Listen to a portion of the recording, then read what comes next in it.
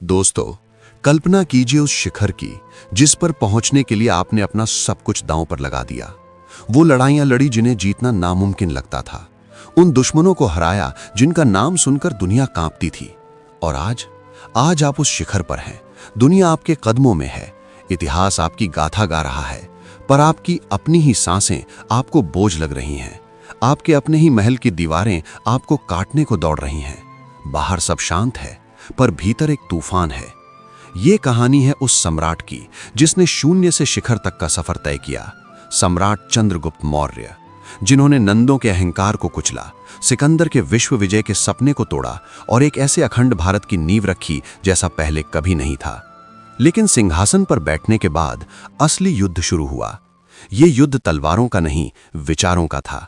ये युद्ध बाहरी दुश्मनों से नहीं, भीतरी कमजोरियों से था। सम्राट को हर दिन ऐसा लगता जैसे कोई अदृश्य शक्ति उनके साम्राज्य की जड़ों में मट्ठा डाल रही है। कोई है जो उन्हें अंदर से खोखला कर रहा है, पर वो कौन है? वो दिखता क्यों नहीं?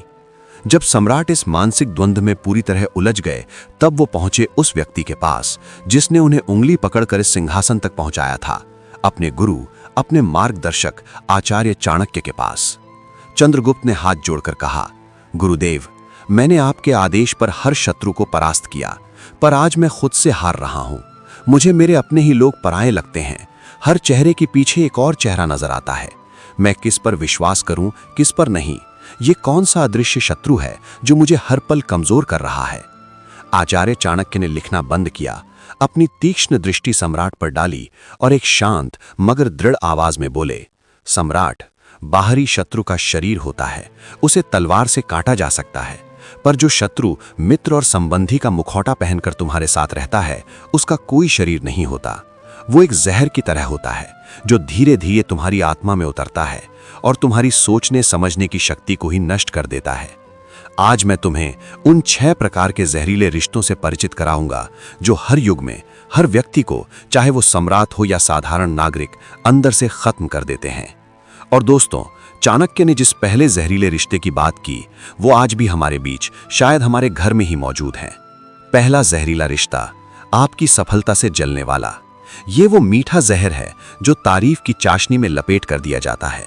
ये वो रिश्तेदार हैं जो आपके मुंह पर कहेंगे, वाह बेटा, हमें तो तुम पर गर्व है, लेकिन जैसे ही आप मुड़ेंगे, वो दूसरे से कहेंगे, इसकी तो किस्मत अच्छी थी, सही टाइम पर सही जगह था, वरना इसमें क्या था।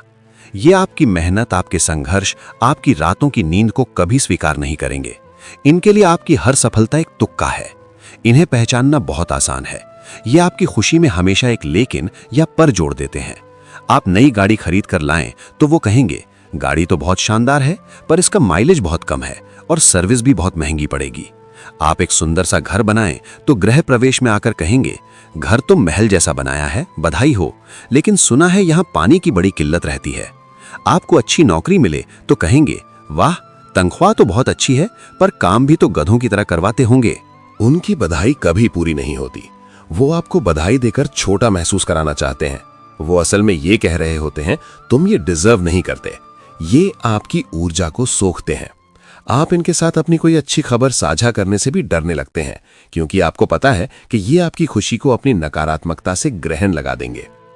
चाणक्य ने चंद्रगुप्त को चेताया, सम्राट, तुम्हारे दरबार में ऐसे मंत्री हैं जो तुम्हारे सामने सिर झुकाते हैं, पर मन ही मन तुम्हारे सिंहासन से जलते हैं। इन्हें पहचानो और इनसे महत्वपूर्ण रहस्य कभी साझा मत करो। इसके बाद आचार्य ने दूसरे प्रकार के व्यक्ति के बारे में बताया। दूसरा जहरीला रिश्ता, हमेशा शिकायत करने वाला नकारात्मक व्यक्ति। ये निराशा के चलते फिरते ब्रांड एम्बेसडर होते हैं। इनकी जिंदगी का एक ही सुर है, कुछ नहीं हो सकता। ये वो रिश्तेदार हैं जिन्हें आप दुनिया की सबसे खूबसूरत जगह पर घुमाने ले जाएं तो वो कहेंगे, सब ठीक है, पर गर्मी बहुत है। आप उन्हें किसी शानदार रेस्टोरेंट में खाना खिलाएं तो वो कहेंगे, खाना तो अच्छा था, पर तेल कुछ ज्यादा ही था। इनकी दुनिया क्यों नहीं हो सकता कि इर्द गिर्द घूमती है, कैसे हो सकता है कि नहीं। आप कहेंगे, मामा जी, मैं एक नया काम शुरू करने की सोच रहा हूं। वो कहेंगे, अरे छोड़, कहां इन चक्करों में पड़ रहा है, पैसा डूब जाएगा, आजकल माहौल बहुत खराब है। आप कहेंगे, बुआ जी, मैं रोज सुबह दौड़ना शुरू करूंगा। वो कहेंगी, 2 दिन का जोश है, घुटने खराब हो जाएंगे और कुछ नहीं। ये लोग ऊर्जा के पिशाच होते हैं। आप इनसे 15 मिनट बात कर लीजिए और आपको ऐसा महसूस होगा जैसे आपके अंदर की सारी शक्ति, सारा उत्साह किसी ने निचोड़ लिया है। ये खुद तो डरपोक होते हैं और चाहते हैं कि आप भी डर कर बैठ जाएं। चाणक्य ने चंद्रगुप्त को समझाया, सम्राट, तुम्हारे राज्य में ऐसे लोग होंगे जो हर सुधार का विरोध करेंगे। इनकी नकारात्मकता एक संक्रामक रोग की तरह है जो तुम्हारे सबसे काबिल अधिकारियों के हौसले को भी पस्त कर सकती है। इनकी सुनो और फिर वही करो जो तुम्हारे विवेक को सही लगे। दोस्तों, एक वो जो आपकी सफलता से जलकर आपको छोटा महसूस कराए और दूसरा वो जो अपनी निराशा से आपके हौसलों को पस्त कर दे। ये दो जहरीले चेहरे तो चाणक्य की सूची की बस शुरुआत थे, लेकिन असली खतरा तो उन जहरीले रिश्तों से है जो प्रेम, हमदर्दी और अपनेपन का सबसे पवित्र मुखौटा पहनकर आते हैं। वो कौन है और वो कैसे आपके जीवन को बर्बाद कर सकते हैं? दोस्तों, जब सम्राट चंद्रगुप्त ने इन दो चेहरों को समझा तो उनकी आंखें खुल गईं। उन्हें अपने आसपास मौजूद कई मंत्री, सेनापति और संबंधियों में ये लक्षण साफ साफ दिखाई देने लगे। उन्होंने आचार्य से कहा, गुरुदेव, ये तो वो शत्रु हैं जो मित्र का चोला पहने हुए हैं। इन्हें पहचानना वाकई कठिन है, पर क्या और भी हैं? आचार्य चाणक्य की आंखों में एक गहरी गंभीरता आ गई। उन्होंने कहा, सम्राट, ये दो तो फिर भी स्पष्ट है। असली खतरा तो उन जहरीले रिश्तों से है जो प्रेम, त्याग और हमदर्दी का मुखौटा पहनकर आते हैं। इन्हें पहचानना और भी मुश्किल है। सुनो तीसरे प्रकार की व्यक्ति के बारे में। तीसरा जहरीला रिश्ता, भावनात्मक अपराधी, हमेशा बेचारा बनने वाला। चाणक्य ने कहा, चंद्रगुप्त, उस व्यक्ति से बचो जो अपने आंसुओं को हथियार और अपनी लाचारी को ढाल की तरह इस्तेमाल करता है। ये वो है जो खुद को हमेशा पीड़ित दिखाकर तुमसे अपने काम निकलवाता है। दोस्तों, ये है वो रिश्तेदार जो आपको भावनात्मक रूप से ब्लैकमेल करता है। यह आपको अपराध बोध यानी गिल्ट में डुबोकर आपको नियंत्रित करता है। ये खुद को इतना बेबस, इतना मजबूर दिखाते हैं कि आप उनकी मदद करने के लिए मजबूर हो जाते हैं, भले ही इसमें आपका अपना नुकसान क्यों ना हो। ये वो माँ हैं जो कहती हैं, ठीक है बेटा, तुम दोस्तों के साथ घूमने जाओ, मैं तो यहाँ अकेली पड़ी रहूंगी, किसी को मेरी क्या फिक्र है। और उनके ये शब्द आपके दिल में तीर की तरह चुभते हैं और आप अपना प्लान कैंसिल कर देते हैं। ये वो दोस्त या भाई बहन हैं जो आपकी हर खुशी के मौके पर अपनी कोई दुख भरी कहानी लेकर बैठ जाते हैं। आप कहेंगे, भाई मेरा प्रमोशन हो गया। वो कहेंगे, अरे वाह, बहुत बढ़िया, काश मेरी भी किस्मत तुम्हारे जैसी होती, मेरी तो जिंदगी ही बर्बाद है। वो आपकी खुशी को भी अपने दुख के बोझ तले दबा देते हैं। इनकी सबसे बड़ी पहचान है, मैंने तुम्हारे लिए क्या क्या नहीं किया वाला ताना। तुम्हारी पढ़ाई के लिए मैंने अपने गहने बेच दिए थे और आज तुम मेरी एक छोटी सी बात नहीं मान रहे। तुम्हें याद है जब तुम बीमार थे तो मैं रात भर तुम्हारे सिरहाने बैठी थी और आज तुम मुझे डॉक्टर के पास भी नहीं ले जा सकते। ये अपने त्याग को, अपने बलिदान को आपके ऊपर एक एहसान की तरह लाद देते हैं। ये आपको इतना दोषी महसूस कराते हैं कि आप उनकी हर जायज नाजायज मांग को पूरा करने लगते हैं। ये प्रेम नहीं, ये भावनात्मक अत्याचार है। ये आपको अपने फैसले लेने की आजादी नहीं देते, बल्कि आपको अपराध बोध की जंजीरों में जकड़ लेते हैं। चाणक्य ने सम्राट को समझाया, सम्राट, तुम्हारे राज्य में ऐसे लोग होंगे जो अपनी पुरानी वफादारी का वास्ता देकर तुमसे अनुचित लाभ लेना चाहेंगे। वो कहेंगे, महाराज, जब कोई आपके साथ नहीं था तब हम थे, और इस एक वाक्य के बदले में वो तुम्हारी दया का, तुम्हारी उदारता का शोषण करेंगे। ऐसे लोगों से सावधान रहना, क्योंकि जो व्यक्ति अपने त्याग का मूल्य वसूलता है वो व्यापारी होता है, हितैषी नहीं। इसके बाद आचार्य ने चौथे और शायद सबसे आम रिश्ते की बात की। चौथा जहरीला रिश्ता, आपका नियंत्रक, मैं तुम्हारी भलाई के लिए कह रहा हूं वाला। चाणक्य बोले, सम्राट, उस व्यक्ति से बचकर रहना जो तुम्हारी भलाई के नाम पर तुम्हारे जीवन के फैसले खुद लेना चाहता है। वो तुम्हारा हितैषी नहीं, तुम्हारा स्वामी बनना चाहता है। दोस्तों, ये वो जहरीला रिश्ता है जो प्यार और परवाह की चादर ओढ़ कर आता है। ये वो लोग हैं जिन्हें लगता है कि वो आपसे बेहतर जानते हैं कि आपके लिए क्या सही है और क्या गलत। ये वो पिता हैं जो कहते हैं, तुम्हें डॉक्टर ही बनना पड़ेगा, हमारे खानदान का नाम रोशन करना है, ये फालतू पेंटिंग सिंगिंग में कुछ नहीं रखा। वो आपकी इच्छा, आपके सपनों की परवाह नहीं करते, वो आप पर अपनी अधूरी इच्छाएं थोपना चाहते हैं। ये वो पति या पत्नी हैं जो आपको बताते हैं कि आपको कौन से कपड़े पहनने चाहिए, किन दोस्तों से मिलना चाहिए और किन से नहीं। और जब आप सवाल उठाते हैं तो उनका एक ही जवाब होता है, मैं ये सब तुम्हारी भलाई के लिए ही तो कह रहा हूं। ये आपकी आजादी छीन लेते हैं, ये आपकी सोच पर, आपके फैसलों पर कब्जा कर लेते हैं। ये आपको एक काबिल इंसान नहीं बल्कि अपनी हाथ की कठपुतली बनाना चाहते हैं। ये आपको प्यार नहीं करते, ये आपको कंट्रोल करना चाहते हैं। इनके लिए आपका सफल होना जरूरी नहीं है, इनके हिसाब से सफल होना जरूरी है। आचार्य चाणक्य ने समझाया, चंद्रगुप्त, तुम्हारे आसपास ऐसे सलाहकार होंगे जो तुम्हें हर निर्णय पर सलाह देंगे, लेकिन सलाह और आदेश में एक महीन रेखा होती है। जो व्यक्ति तुम्हारी असहमति से क्रोधित हो जाए, समझ लेना कि वो सलाह नहीं दे रहा, वो अपनी इच्छा तुम पर थोप रहा है। ऐसा व्यक्ति तुम्हारे साम्राज्य के लिए घातक है, क्योंकि वो तुम्हें कभी स्वतंत्र रूप से सोचने ही नहीं देगा। वो तुम्हें अपनी बुद्धि से नहीं, अपनी बुद्धि से चलाएगा। इन 4 सच्चाइयों को जानकर सम्राट चंद्रगुप्त का मन विचलित हो गया। उन्होंने अपने कई करीबियों में इन लक्षणों को पाया। उन्होंने आचार्य से पूछा, गुरुदेव, ये 4 तो मनुष्य के मन को भीतर से खोखला कर देते हैं, क्या इनसे भी घातक कोई है? आचार्य चाणक्य ने एक गहरी सांस ली और कहा, सम्राट, अब मैं तुम्हें उन अंतिम 2 के बारे में बताऊंगा। ये सबसे खतरनाक है, क्योंकि ये सीधे सीधे आपके सम्मान, आपके भविष्य और आपकी इज्जत पर वार करते हैं। इन्हें पहचानना सबसे मुश्किल है। सुनो 5वें प्रकार के व्यक्ति के बारे में। 5वां जहरीला रिश्ता, स्वार्थ का सौदागर, मतलबी रिश्तेदार। चाणक्य ने कहा, सम्राट, उस व्यक्ति से हमेशा सावधान रहना जो केवल अच्छे मौसम का साथी हो, जो तुम्हारे वसंत में तो फूल की तरह खिले, पर पतझड़ आते ही सबसे पहले झड़ जाए। दोस्तों, ये है वो रिश्तेदार जो आपसे रिश्ता नहीं, आपके पद, आपके पैसे और आपकी हैसियत से रिश्ता रखता है।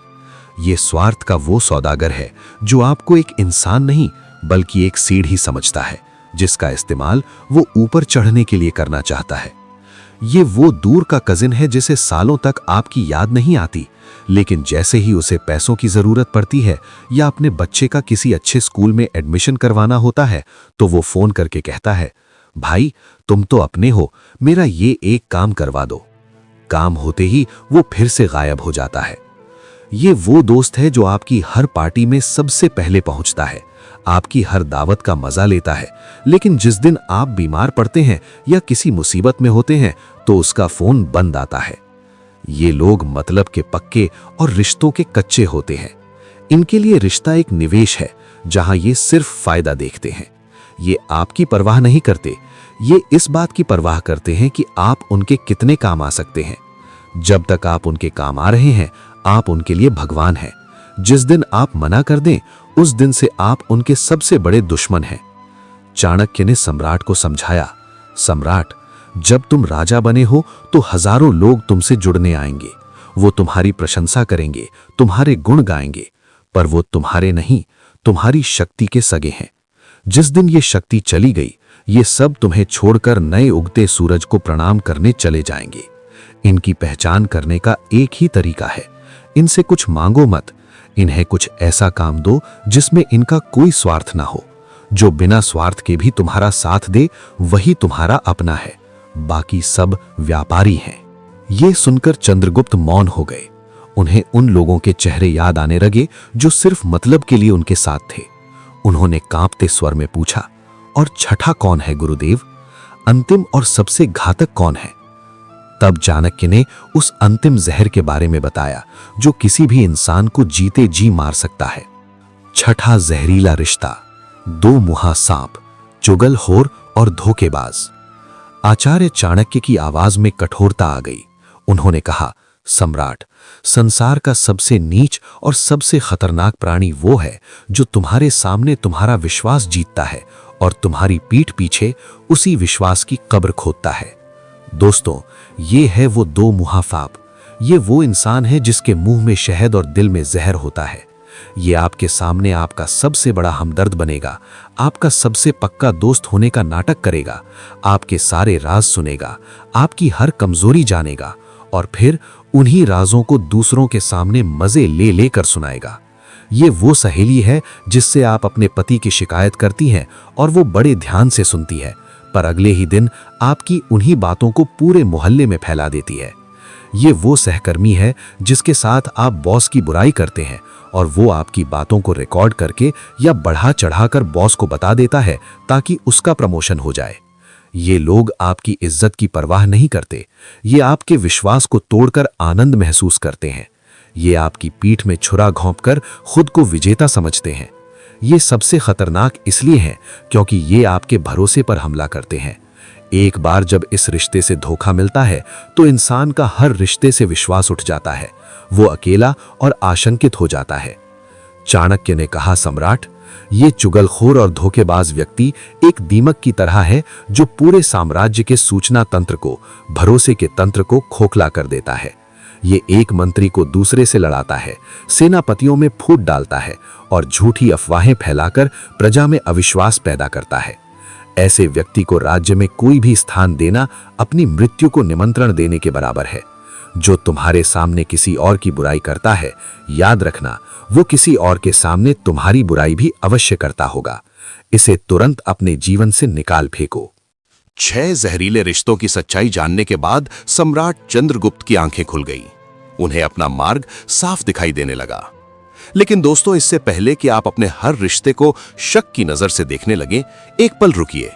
आचार्य चाणक्य का उद्देश्य आपको अकेला या शक्की बनाना नहीं था।